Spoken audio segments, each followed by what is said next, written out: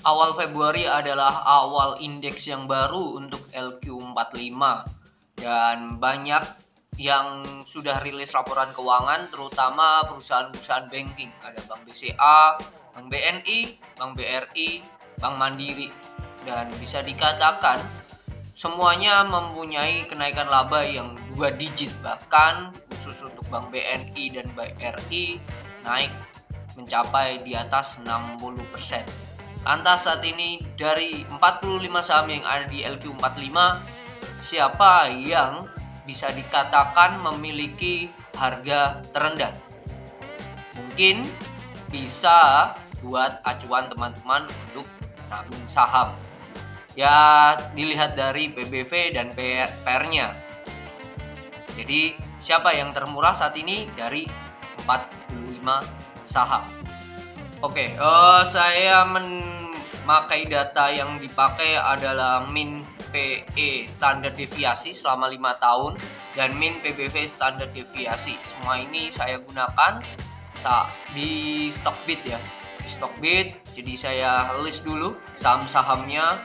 Ada S Hardware, Adaro, Akra, AMRT, Antam, Arto, dan kawan-kawan. Ada 45 saham baru yang sudah mulai di Februari, dan LQ45 ini akan berlaku sampai tanggal Juli ya, sampai April 2023 nanti akan berlaku list ini. Tapi nanti 6 bulan setelah ini, mungkin di Agustus ya, akan ada evaluasi lagi. Jikalau ada yang buruk akan diganti di switch. Kayak sebelumnya ada Bovin, Era, HMSP, Mika, MNC, dan Mika yang masuk, tetapi diganti, di switch oleh penghuni baru yaitu S Hardware, Akra, AKR Korporindo, ESA, Surya Esa Perkasa, lalu ada SCMA, Surya Citra Media, Sido, Sido muncul, SRTG, Saratoga Investama. Nah, ini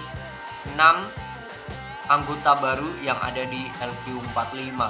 Beda cerita dengan IDX30 dan IDX80 ya, itu beda sendiri. Nanti teman-teman bisa search sendiri lah ya, bisa search sendiri. Tapi nanti untuk list indeksnya ini akan saya upload, linknya ada di deskripsi. Oke, datanya akan muncul seperti ini. Ini saya taruh di Excel. Excelnya pun ini akan saya bagikan nanti ada di deskripsi. Saya bagikan S Hardware. Nah, ini saya kelompokkan, saya list semuanya 45. Dari 45 hanya 2 ya. Hanya 2 yang memiliki laba minus, bisa dikatakan masih rugi, yaitu Goto, Gojek Tokopedia, dan TPI. Saya pun juga bingung ya, Goto kok bisa masuk LQ45 ya? Padahal di penjelasan dari bursa, LQ45 itu berisikan 45 saham liquid dengan fundamental bagus. Cuman di sini bisa dikatakan indikator bagus ini menurut bursa ya, menurut bursa. Dan bagusnya apa Goto gitu. Nah, itu masih banyak yang bisa digantikan oleh Goto ya. Tapi kalau dikatakan liquid, sangatlah liquid ya perusahaan ini. Gitu. Jadi Goto masuk ya udahlah. Goto TPIA ini masih minus ya. Dan nah, ini yang saya blok hijau ini memiliki per saat ini dan PBV-nya di bawah rata-rata S Hardware dan kawan-kawan. Dan selanjutnya listnya ada 1, 2, 3, 4, 5, 6, 7, 8, 9, 10, 11, 12, 13, 14, 15, 16, 17, 18, 19, 20, 21, 22 saham dari 45 saham. Jadi bisa dikatakan separohnya saat ini kondisinya masih murah. Akan tetapi perlu diingat, ada beberapa yang menurut saya kita perlu adjust lagi ya. Kita perlu adjust lagi sendiri karena sektor ini bisa dikatakan sudah berada di tinggi-tingginya. Atau bisa dikatakan juga sektor ini sektor yang siklikal ya. Sektor yang musiman. Takutnya teman-teman membeli saat ini adalah harga yang sudah fresh in ya, dengan di market ya, sudah harga tertingginya. Contoh yaitu adalah sektor mining ya, khususnya di batu bara. Di sini ada TMG, ini perlu pendalaman lagi.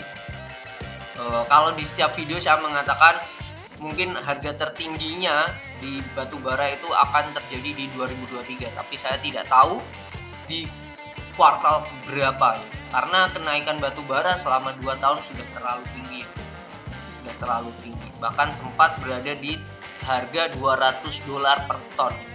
Luar biasa itu. Padahal mereka $70 aja sudah cuan gila-gilaan, apalagi 200. Oke, itu. Dan juga sektor mining lainnya ya, perlu teman-teman research lagi, yaitu sektor di sini ada oil ya, terutama ada gas dan juga ESA ya, amonia. Cuman ini ESA ini sudah terlalu mahal. Oke, jadi itu perlu dicek lagi. Untuk itu selainnya ya bisa dikatakan sektor banking ini masih murah, terutama Bank BTN. Dari semua banking ini saya akan menitik beratkan di Bank BTN ya. PBV-nya masih di bawah 1, PR-nya di bawah 10, bahkan ini saya bisa katakan ini saham termurah ya yang ada di LQ45 saat ini ya. Sektor yang oke yaitu banking, dan ini bisa dibuat nabung. Satu itu, lalu software oke ya, tapi kurang segegar Bank BTN kan lihat. Dan sektor-sektor consumer good ya. Ada INDF dan INDF sih. INDF oke juga, tapi tidak semurah si Bank BTN ya. Itu mungkin. Dan juga sektor telekomunikasi ya. Di sini ada 2, XL dan juga Telkom. Kalau turunannya ya berarti tambah Tebik dan juga TOWR, ini masuk 4 sektor telekomunikasi, dan turunannya ini termasuk ikut murah juga. Ini bisa juga menjadi pantauan teman-teman. Tapi kalau dari 22 saham yang murah ini, saya akan prefer untuk Bank BTN sih. Itu mungkin ya sektor yang perlu di riset ulang. Saya akan kasih tanda merah, biru mungkin ya, yaitu Harum.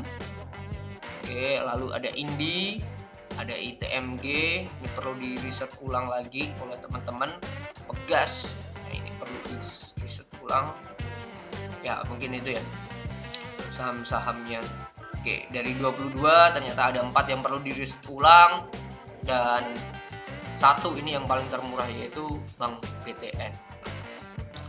Jadi itu mungkin jagoan saya dari LQ45 ya. Ada Bank BTN yang terdepan, yang menurut saya kondisinya sangatlah murah untuk saat ini. Murah dalam catatan belum tentu juga nanti akan naik ya, langsung naik. Bisa jadi makin murah lagi. Tinggal yang diperhatikan adalah ya money management dan psikologi kita.